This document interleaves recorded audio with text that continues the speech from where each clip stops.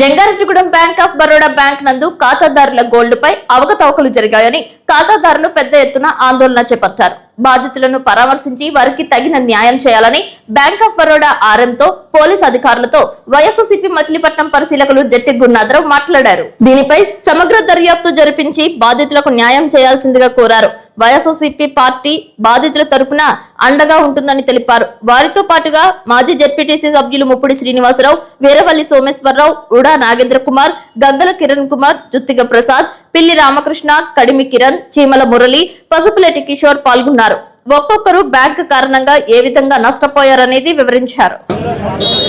జంగారెడ్డిగూడెంలో bank of Baroda బ్రాంచ్లో మరి రైతులు పెట్టుకున్న బంగారం అంటే వాళ్ళ వ్యవసాయం నిమిత్తం రైతు రుణాలపై బంగారం తక్కువ వడ్డీకి వస్తుందని చెప్పి పెట్టుకున్న బంగారాన్ని మరి స్థానిక బ్యాంక్ సిబ్బంది అప్రైజరు కలిపి సుమారు మరి జనం చెప్పడం ₹1 కోటి పైన ఉంటుందంటారు.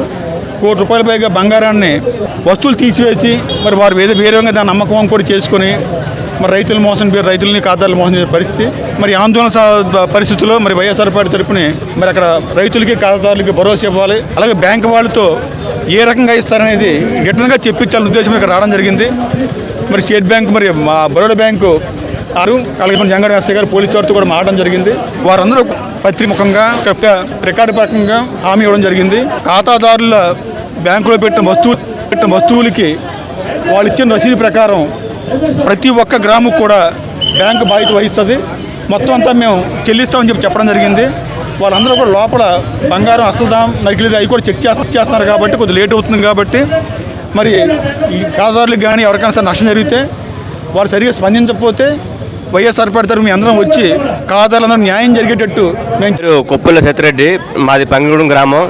నేను బ్యాంక్ ఆఫ్ బరోడాలో లోన్ తీసుకున్నాను 10 సంవత్సరాలు బట్టి. 10 సంవత్సరాలు బట్టి కూడా రెన్యూవల్ చేసుకుంటూ వస్తున్నాం.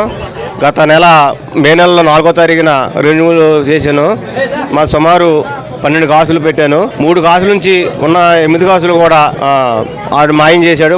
పెద్ద కడియం పెట్టాను, దాన్ని చిన్న కడియం చేసి అంతే వెయిట్ వేసి దాంట్లో మనకి ఇచ్చిన దాంట్లోనేమో 99 గ్రాములు, వాళ్ళ దగ్గర 38 గ్రాములు పెట్టి ఉన్న బంగారం కాజేశాడు. దానికి బ్యాంకు వాళ్ళు కూడా ఇది చెప్తున్నారు కానీ వాళ్ళు కూడా స్పందించట్లేదు.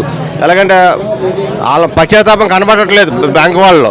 అయ్యో కస్టమర్లకు పోయింది, దానికి న్యాయం చేయాలన్న అది చెప్పట్లేదు. దానివల్ల మాకు చాలా బాధగా ఉంది. ప్రభుత్వం వారు బ్యాంకు వారు తగు న్యాయం చేయాలని కోరుతున్నాం. ఇది మా బాబాయ్ రామేశ్వరం నుంచి వచ్చాడండి. ఇది 14 కాసులు పెడితే 3-4 కాసులు బంగారం పోయింది. ఇందులో బ్యాంక్ వారు ఏం చేశారు, లోపలికి వెళ్ళిన తర్వాత సింపుల్ గా ఒక అర్జీ లెటర్ రాయమన్నారు. అర్జీ రాసేసి మాకు ఏం చేశారు, జస్ట్ కన్ఫర్మేషన్ ఇచ్చి బ్యాంక్ మేము చూసుకుంటామని చెప్పారు. కానీ ఇక్కడ దీంట్లో మా నుంచి మేము లెటర్ ఇచ్చినట్టు ఉంది, కానీ వాళ్ళ నుంచి మాకు బంగారం తిరిగి ఇస్తామని కానీ బ్యాంక్ మేనేజర్ గారి రెస్పాన్సిబుల్ కానీ రెవెన్యూ మేనేజర్ ఎవరు రెస్పాన్సిబిలిటీ ఎవరు తీసుకోలేదు. పొద్దు నుంచి అడుగుతారు 100 సార్లు దిగి లోపలికి వెళ్ళి. వాళ్ళు ఏమన్నారు, సింపుల్ గా మీకు ఎందుకని మీరు ఇచ్చేస్తారు, మీరు ఎలా ఇప్పిస్తారు వాళ్ళు చెప్పండి. ఇందులో ఈ కాగితాలు ఏమని చెప్పండి. ఇక్కడ ఓన్లీ మేము మా బ్యాంక్ మేనేజర్ గారు మాకు డబ్బు మా బంగారం పోయింది కొద్దిగా ఇప్పించమంటే తీసుకున్నాం కన్ఫర్మేషన్ ఇప్పించేస్తాం అని చెప్పి రాశాడు. ఏది కన్ఫర్మేషన్ ఏది ఇందులో కన్ఫర్మేషన్ ఏది? నా బంగారం గ్యారంటీ ఎవరు? బ్యాంక్ నమ్మే కదా మనం డబ్బు పెట్టేది. మన రూపాయికి ఎంత కష్టపడి తెచ్చుకుంటూ వచ్చేది. మాట్లాడిస్తేనే లోపలికి వెళ్తే బయటకు వస్తే మాట్లాడనివ్వట్లేదు. మాట్లాడితే మీరు డబ్బు రాకన్నారు. ఈ బెదిరింపు ఏంటి నాకు అర్థం కావట్లేదు. ఒక manager, regional manager, bank manager గారు, అసిస్టెంట్ మేనేజర్ గారు లేకుండా జరుగుతుంది. ఇందులో చెప్పండి విషయం జరగండి. అదే కాకుండా బ్యాంక్ సిబ్బంది లేకుండా ఇందులో జరగదండి. ఇప్పటి వరకు ఎఫ్ఐఆర్ కాపీ ఎందుకు చేయలేదు నాకు ఆ విషయం తెలియాలి. మాకు 3 రోజులు జరిగింది, వారం రోజులు ఏంటన్నారు. కనీసం 3 రోజులు ఇంతమంది అర్జీలు ఒకళ్ళని ఇవన్నీ ఇచ్చారా? లోపలికి వెళ్ళినా బయటకు వస్తేనేమో మాకు బయట బంగారం రాదని చెప్తున్నారు. మాకు ఎట్టి పరిస్థితుల్లో మాకు బంగారం కాదు. ముందు ఎఫ్ఐఆర్ ఎందుకు రిజిస్టర్ చేయట్లేదు? పోయి మనిషి ఏమైపోయాడు? బ్యాంక్ మేనేజర్ ఎందుకు రెస్పాన్సిబుల్ తీసుకోవట్లే? ప్రతి బంగారం లోపల పెట్టాలంటే బ్యాంక్ మేనేజర్ బాధ్యత ఉండదా? కింద సబ్ మేనేజర్ బాధ్యత ఉండదా? బ్యాంక్ కూడా బాధ్యత లేదా? రీజనల్ మేనేజర్ బాధ్యత ఉండదా? చూసుకోరా? అంటే మా బంగారం పెడితే బంగారం నిన్న ఒక కేసు చూసాను నేను, ఒకటి మా పక్కనే చూసాను. అది బంగారం బిస్కెట్ పెడితే సగం కోసుకు వెళ్ళిపోయారంట. బ్యాంక్ కూడా తెలియదంట. అసలు బంగారం కెమెరాలు ఏమైనా నిద్రపోతున్నారా?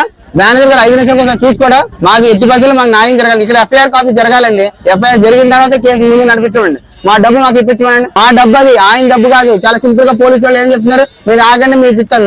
వీళ్ళు ఏం చెప్తున్నారు, బ్యాంక్ వాళ్ళు మీకు ఎందుకంటే మేము అన్నాను ఇదా కాగితం ఏంటి మేము యాక్షన్ తీసుకుంటామని తీసాడా? ఇది ఇందులో కన్ఫర్మేషన్ ఏముందని డబ్బు వెనకెత్తాను నమ్మకం ఏంటని ఎప్పుడు ఇస్తాడని ఉందా? ఇక్కడ మేము అర్జీ రాసాం, బ్యాంక్ కూడా మాకు కన్ఫర్మేషన్ ఇచ్చాడు. ఇందులో మాకు అది కన్ఫర్మేషన్ చేసిన తర్వాత మీరు బయటకు వెళ్తామని చెప్పండి.